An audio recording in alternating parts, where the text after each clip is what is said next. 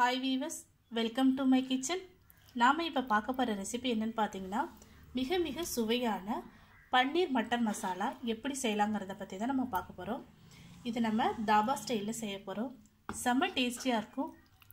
இது இட்லி, தோசை, சப்பாத்தி, பூரி, பரோட்டா எல்லாத்துக்குமே ஒரு ஏத்த ஒரு டிஷ்.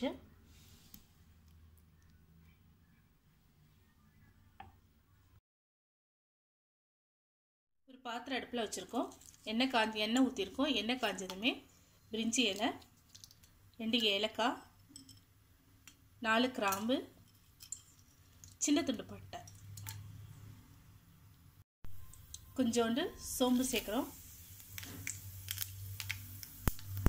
அது கூட இந்த முந்திரி பருப்பு சேர்க்கிறோம்.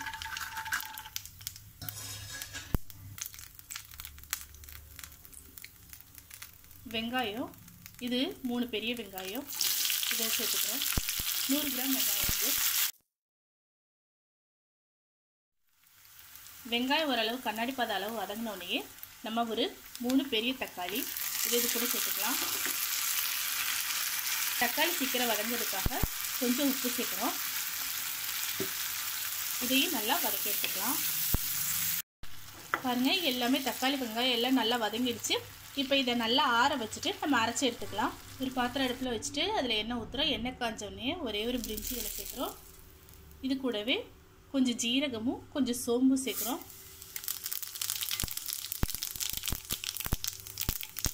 அது கூட சின்னதாக நறுக்கி வச்சுருக்கோம் வெங்காயம் சேர்க்குறோம்.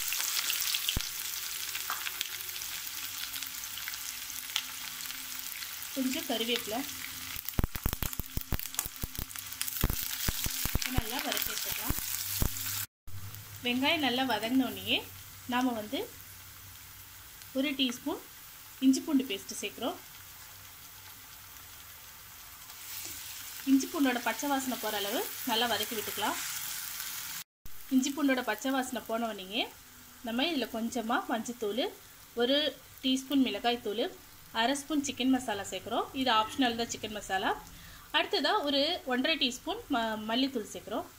இதை அப்படியே இதில் சேர்த்துக்கலாம்.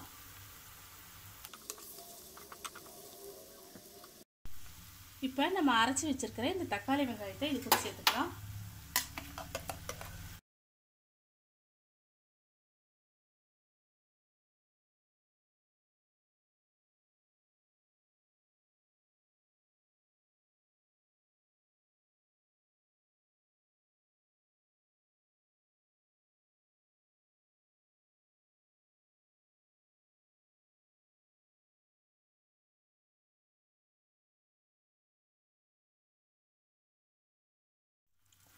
இது மாதிரி பட்டாணியை நைட்டே ஊற வச்சு காலையில் நம்ம வேக வச்சு வச்சுருக்கோம். இதை இது கூட சேர்த்துக்கலாம்.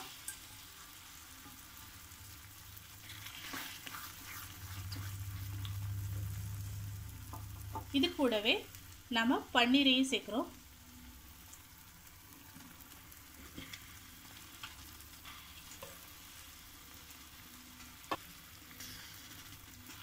இதுக்கு தேவையான உப்பையும் நம்ம சேர்த்துக்கலாம்.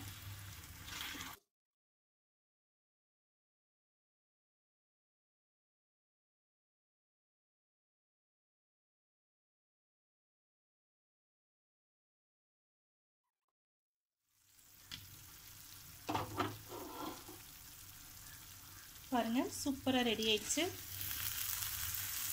இடையில கிளறி விட்டுக்குங்க, இல்லைன்னா அடி பிடிக்கும்.